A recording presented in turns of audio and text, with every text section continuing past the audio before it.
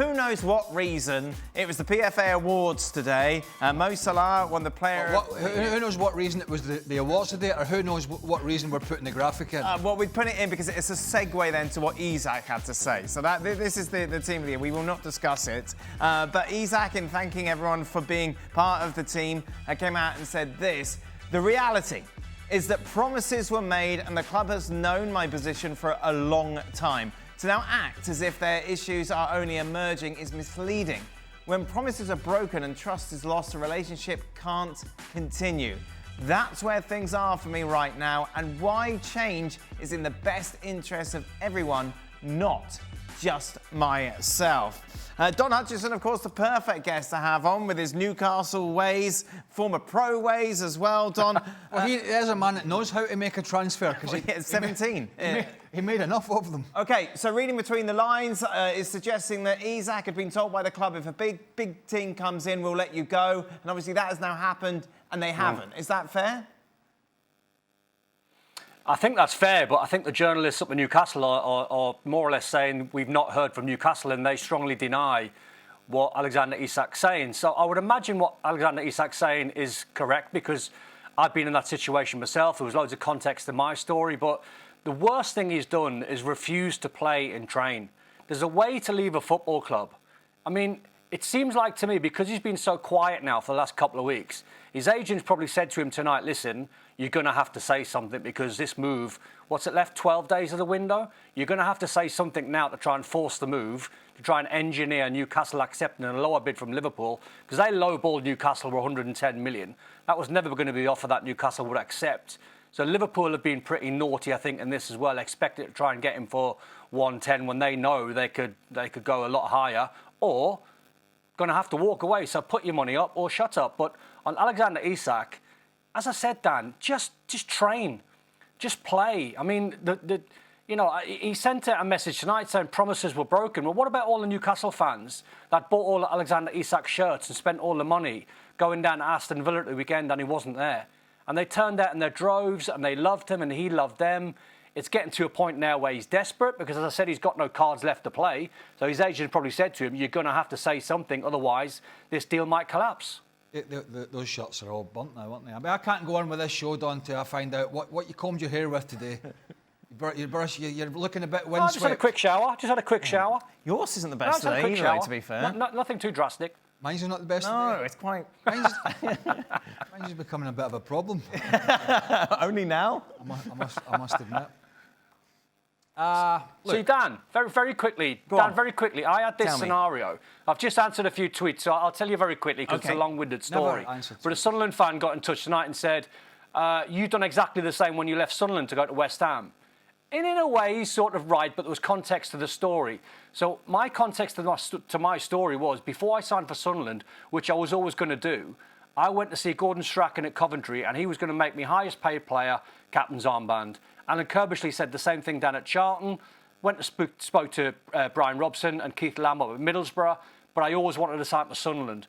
Now, a lad from Newcastle who didn't earn a lot of money in his career, I lost £2 million to sign for Sunderland Football Club because I wanted to play for Sunderland and I wanted to go back home and I wanted to see my mum and dad. My mum wasn't particularly too well and I wanted to live in Durham. So I was quite happy giving up the money. But I done what Alexander Isak's probably done as well, is I shook the hands of Bob Murray, who was the chairman and the chief executive, and I said, in the first year, if I do well, can we look at my contract? I had the best season of my life. So I went back in, they flat refused, said, no, we're not going to do it, Then Rangers and West Ham came in, and I moved. So it's a little bit similar, but I played the first game of the Premier League down at Fulham. I never refused to train, I never refused to play. I didn't keep quiet, I just let my agent and everyone get on with it, and I wanted to stay, but things had moved south where I had to sort of move in the end, but there's context to it. What I don't get is, why is he not training? Why is he not helping his teammates? It's a poor look. It's a sour look. It's a desperate move from him. He said, before we came on air, Dan said you'd make that about yourself. No, it's just because I think the Sunderland fans asked the question, and I had to answer it because it was too long-winded to try and give them an explanation. So things like that do happen. I see Stan Collymore tonight. He's getting a bit of abuse as well because when he moved from Forest to Liverpool, they're saying he engineered a move. You've probably been in the same boat as well, Craig. It happens, but I dare say you've never refused to train or play. Well, everybody gets abused by you. There's no point in getting involved with these people. The story here is Alexander Isak. Look, maybe the answer, because clubs make promises, and as it said in the graph, promises can be broken and people change their minds. It's a business. Maybe his advisors could have did a better job with a release clause, which is sort of black and white. Because sometimes clubs change their position. Maybe Newcastle did make a listen, I don't know. I'll take him at his word. That's fine. But maybe they can't. Maybe the promise was, if we'll let you go if a club comes in, but we need to have a plan B, and maybe they don't have the plan B that they wanted. Sesko has gone to Man United. Yeah. So that changes the narrative of, and sometimes clubs will come along and say to you, look, I know we said, but we need another 6 months or a year because our alternative is not available. And a lot of players, will agree to that, but clearly, and Don mentioned it, that what this player has done has just taken himself out of the equation. And he's made himself look very, very unprofessional. And I don't think that is helping the scenario. Certainly not amongst the fans. If he's got to go back and play and this deal does not come off, he's going to get an absolute shellacking, home and away. Till he scores a hat-trick. Well, yeah, I don't know if you'll ever... I don't know from this scenario if you ever... So, yeah, that's obviously my next question is, has this statement now burnt all the bridges? Do you think so? He'll never play for Newcastle again? I don't think there was much left of the bridge. Yeah. No, I mean, if he doesn't make this move to Liverpool and the transfer window closes, they will have to play him. But it's him. Does he have to play? He has to play. Will he choose to contractually, play? He can't do that. Has to. He has to. I mean, we're now getting into a very legal minefield because... Yeah, but we've seen players in the past not play, haven't we? And force... Yeah, you can choose not to play, but you're breaking your contract. Then the club, technically, I believe, don't have to pay you. They're not going to let him go. They're not going to sack him for an egregious offence like that because the value of the player. So he's an asset for them. Whether we get to that scenario, I mean, I want one story. And this is back in the day. Pierre van Hooijdonk, if you remember, back in the late 90s, went on strike at Nottingham Forest and basically just disappeared. But it was only for a shortish amount of time. I can't remember off the top of my head. But I think he came back and played or whatever it was. So it has happened. It just doesn't happen very often. And I don't think it will from this player. I just feel now we're at that stage where... Van Dijk? Did he do it? Southampton? Forced that move, didn't he? And it worked out for him. I don't like when this happens, but I think we're at the stage now where the relationship between player, club, manager, supporters has become so poisonous that the best thing to do here for Newcastle is get as much money as they can and move the player on. Now, that's the player getting what he wants, and I understand that. But this is a very difficult situation that you do see. I mean, Gyökeres, got his move to Arsenal. In some sense, he forced it, didn't he, from Sporting Lisbon? But you saw some of the quotes from the Sporting Lisbon owner, it was almost like he was going to dig his heels in because of it. In the end, he didn't, and they got what they wanted. So I don't know. It's a very, very ugly situation. What do you think, Dom? Will we see Isak ever play for Newcastle again? I still think there's hope. I think Craig's right. They have to sell him. They've got to try and get as much money as they can. But what if Liverpool turn around and say, 120 is our final offer? What do Newcastle do then? Because they value him at 140, 150. So essentially they're going to have to come up and do something and probably take a hit on the 140. They probably won't sort of reach that number. But I think what Alexander Isak's claiming from a few journalists that I've spoke to is the former owner and then Amanda Staveley, when they were at the football club, they promised Alexander Isak a new contract when they were there, which was, I think, just under a year ago. So he's been adamant he was getting the new contract. Then the owner moves on, Amanda Staveley moves on.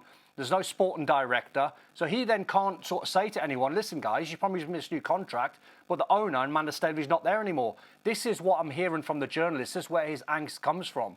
But there has to be a solution. And I think Liverpool need to do more to try and find a number that Newcastle will accept. Because at the end of the day, Newcastle, I feel sorry for Eddie Howe in this. I said this a couple of days back. He's the one that's trying to prepare his team for a tough away trip against Villa. Now they got a point. But this can't carry on. Otherwise, you're just going to have to keep fining him for breach of contract every couple of weeks. And it could be a Van Hooijdonk situation where he might be away for 2 or 3 months. Now, that surely can't happen. So 12 days left of the window. All my senses say he will move to Liverpool. But if Newcastle don't get the 2 centre-forwards that they want and Liverpool don't pay the money, then he will stay. I mean, Eddie Howe's getting screwed, you're right. But that's where sometimes I think you're better just to do this business earlier in the season, even if the money isn't quite at the limit that you want.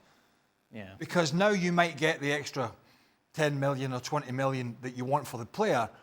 But as a football club, as a manager and as a squad, what kind of position does that leave you in with the season already started? Suppose they were thinking, right, if we can bring in Ekitike, if we bring in Sesko, at least then we've got a platform to build on. That hasn't happened. They delayed the Isak deal, and now we're at this stage. And it's, you know, I feel like we've talked about him a lot, Alexander Isak. And look, he may or may not get his move to Liverpool, but I can tell you now, we all do things during a career. You think, man, maybe I shouldn't have done that. And this is going to be certainly one of those moments for him because he's had, and when you leave a club, sometimes you leave in good terms and bad terms, but usually it's, you know, you've played well or you've played badly and the fans sort of accept it.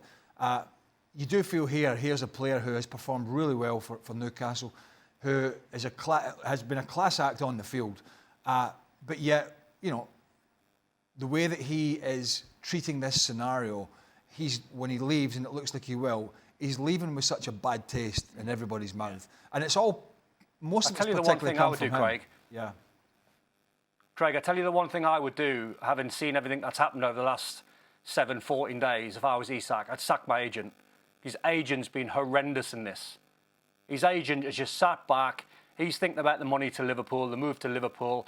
He's offered his player the worst advice ever. If he's told his player, because he would have done, he'd have said to his player, don't train, don't play, force Newcastle's hand. I would seriously sack my agent off the back of this. Here's the deal now. When players were getting paid less money, and the game has changed, I understand. When players were getting paid less money, you did not have the luxury of potentially losing a month, 2 months, or 3 months' wages if you go on strike or you refuse to play. The trouble is now, these players, the majority of them have accumulated such small fortunes that, and they're getting paid astronomical amounts of money, that they can almost hold the club to ransom. And the club say, well, we're going to fine you a month's wages. We're going to fine you 2 months and 3 months until you play or train. And a lot of players now can just sit back and absorb that. And that's the problem when you're paying people obscene amounts of money. The power then switches from the club, to a certain extent, to a player and the agent because of the vast sums of money involved.